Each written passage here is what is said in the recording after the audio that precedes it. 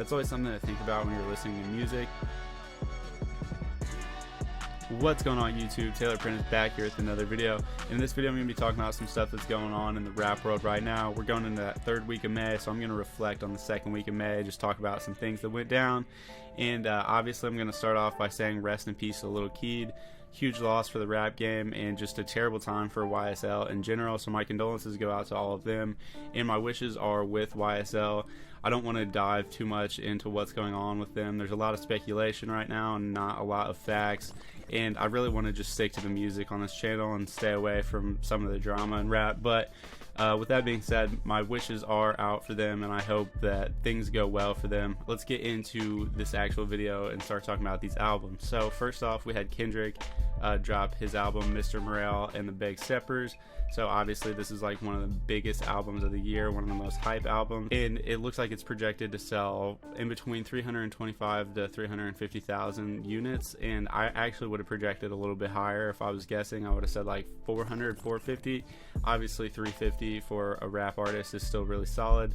Even though it is Kendrick, you expect him to kind of just blow everything out of the water, just especially because he hadn't released in 5 years.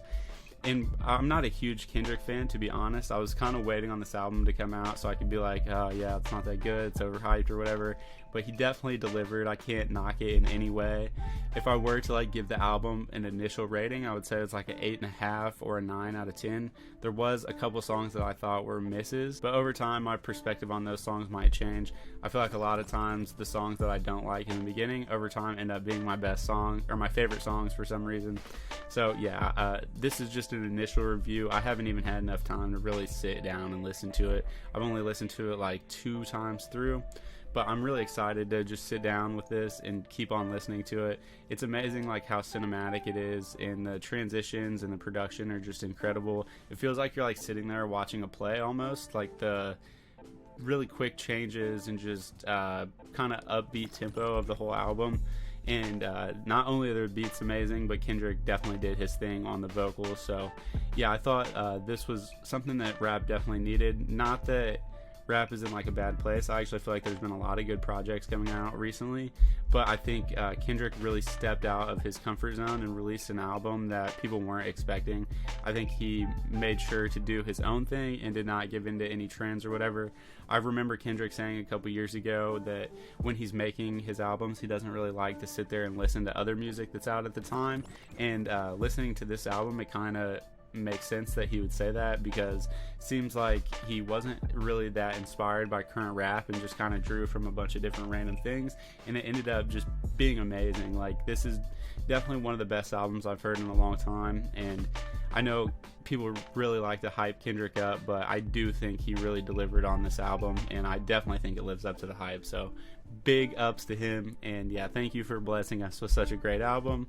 And then next, which is ironic because I'm a huge Future fan, we had Future's album, and sales are actually pretty good for him too. It looks like he's going to come in at 222,000 sales for the first week, which is solid, especially for someone of Future's stature. But yeah, I don't love the album. I actually haven't even listened to it all the way through, if that tells you how much that I just got bored with it. I was listening to it at work one day, and I just couldn't really get through it. There was definitely some good songs and some songs that I really liked, and like I thought it was ironic because I really, like I said, I don't love like a lot of the popular stuff. That's why I was kind of expecting to hate on Kendrick's album. I don't really love Drake either, but my favorite song on the album is that song with Drake and Tim's, and that's called Wait For You, which is the biggest song on the album, it looks like.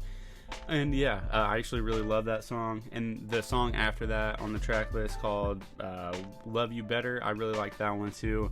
I like Future when he's like kind of in that R&B phase, which is funny because I feel like a lot of people just like him for like his hard rap stuff, but I really like the songs where he's like more melodic and it's almost like R&B type of vibes. There were a couple songs on this album that kind of reminded me of when he did the dual albums, like stuff on there could have been like on the Hendrix album, which I really like that album and prefer when he does that kind of stuff. It's funny, I don't know what it is with Future, but the songs of his that are like really big most of the times aren't my favorite songs from him. Obviously, like his legendary ones like Coding Crazy and March Madness and like all those obviously are amazing, but as far as like some of the songs that pop off for him, I don't always typically align with those fans. So it's just funny how different I am than most Future fans on what music of his I like. But I'm hoping once I listen to this album a little bit more, I'll be able to get into it more. Like I said, I haven't even heard it all the way through just because I got bored of listening to it. And it's not that it was bad, it was just not anything like groundbreaking. And I feel like Future's kind of his last couple projects haven't been like amazing. There's been like a couple songs on them that are really solid and that will last, but I feel like as a whole body of work, yeah, he just hasn't been killing it lately. I don't know, that's hard for me to say, especially as a big Future fan.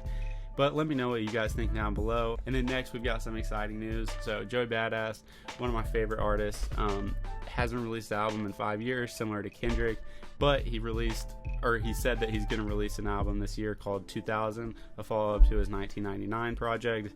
We had people on Twitter like kind of tweeting out all these people that he should have on the album, and it was funny because like a lot of these features I would actually really love to see. A lot of people were saying they wanted Capital Steez on there. I'm not sure how possible that is, but that would be amazing if it did happen. Rest in peace to him, definitely a legend. I was super into that like pro era scene in high school, so it would be just incredible if we were able to get a verse from him on one of Joey's new albums.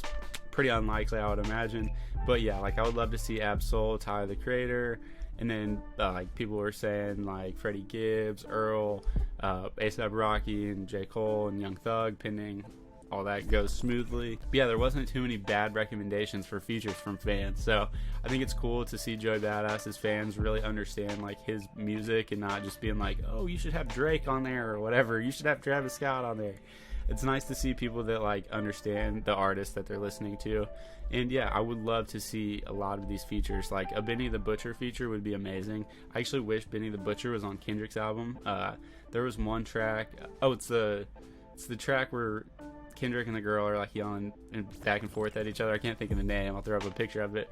But that beat really reminded me of something Benny the Butcher would get on. So it would be cool to see Benny the Butcher be on Joey's album. It would be cool to see Kendrick on Joey's album.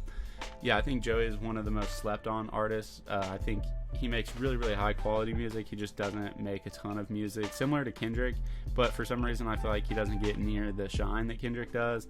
Not like to knock Kendrick or anything, I just think it's kind of crazy how slept on Joey Badass is as an artist. But he still does great numbers and still living fairly well off of music, so I'm sure he's not too mad about it. Maybe this album will help him get the recognition he deserves. And then lastly, we've got Lil Uzi.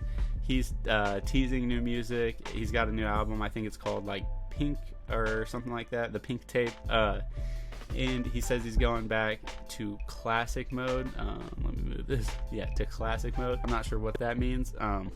I loved older Uzi. Their last couple of Uzi projects I haven't really been able to get into. There's been good songs off of them, obviously. I actually really liked the tape he did with Future. There were a couple songs on there that really sat with me forever and are like some of my favorite beats, like Drinking and Smoking, and what was it? There's one other really big one on there, I can't think of the name, but I loved those songs. And yeah, it would be cool to see Lil Uzi go back to working with producers like Molly Raw and just people like that who he kind of came up with. I don't really want to say Uzi fell off, but I know like a lot of people that were like diehard Uzi fans don't even really listen to him like that anymore. So I think if he is able to have a really solid project, that'll be big for his career. I don't really think he'll ever fall off. I think he'll always have that like core fan base that just really loves his music. And even for me, like there's songs that I'll go back and play by him all the time. Like Paradise is one of my favorite Uzi songs, and like Safe House, that's what really got me into Uzi. So if he can go back to that stuff, I would be amazed, and maybe I might have to start turning up a little this summer if he drops a tape like that.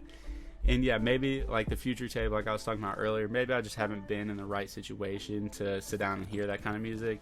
I do feel like some of it was more like type of party music, and I haven't really been in any like party scenarios or like drinking. I was like literally sitting there listening to it at work, so that might be why the Kendrick album was so much better to me at the time, just because of the situation I was in. That's always something to think about when you're listening to music, that most people don't really think about how it affects you, but like being in the car versus like having headphones in at work versus like being at a party is all completely different situations. The music is gonna feel different in those situations. So yeah, we'll see how everything performs over time when I'm able to listen to these projects in different situations, see how I feel about them, and just to see how I feel about them over time, because my music sense is kind of always changing. That's kind of why I don't listen to a lot of mainstream stuff. I like to listen to like a lot of underground artists, and then I'll move on to like a new one within like 2-3 months, just because I like hearing like fresh stuff, and switching people is the best way for me to hear fresh stuff, I feel like. But anyways, enough rambling on. I'm curious to see how you guys feel about the Future and Kendrick projects. I do think Kendrick is probably going to lock it down for album of the year, which is kind of wild for me to say when we're not even 6 months through the year, not even halfway. But yeah, I think he's killing it, and I think maybe Joey Badass could rival him with that album later in the year, but we'll have to wait and see. Obviously that might be a little bit more for like the really diehard hip-hop niche type of fans, which is the same thing with the Kendrick. I felt like this Kendrick album may not have the most mainstream appeal. Like, you're not going to hear stuff like Humble and songs like that on this album that are going to be played at parties or whatever. This is much more of like an experience that you need to like sit down and really listen through, and you need to listen to like the track list in order, just because the transitions are so incredible, and it really adds to the experience when you listen to it in order. Future's album, I feel like you could just kind of jump around and stuff, which is not a bad thing. I feel like there's places for both albums, but I do think it's cool when you get like finish or start to finish like storyline and just transitions and stuff. So I thought that was a really cool thing that Kendrick did really well, and I would kind of imagine Joey Badass would do something similar, so who knows. But let me know what project you guys are most excited for down below, Joey Badass or Lil Uzi. I think I'm leaning more towards the Joey one just because it's been so long, but who knows, Uzi might come through and deliver, so we could end up having a really turnt summer, or maybe even going into fall, winter. I'm not sure when he's going to drop this. I don't really think he's said. I don't think Joey Badass has announced a time either. I think he just said summer. He's going on a 1999-2000 summer tour, so the album has to be coming soon, so good news. But thank you guys so much for watching if you made it to this point, and if you want to stay up on hip-hop news or just like fashion news, or if you have any interest in stocks, you should definitely hit that like and subscribe. I'll be posting videos pretty much every week talking about these types of subjects, so if you're new to the channel, hit that like and subscribe. I would really appreciate it, and we will see you next time. Have a good one.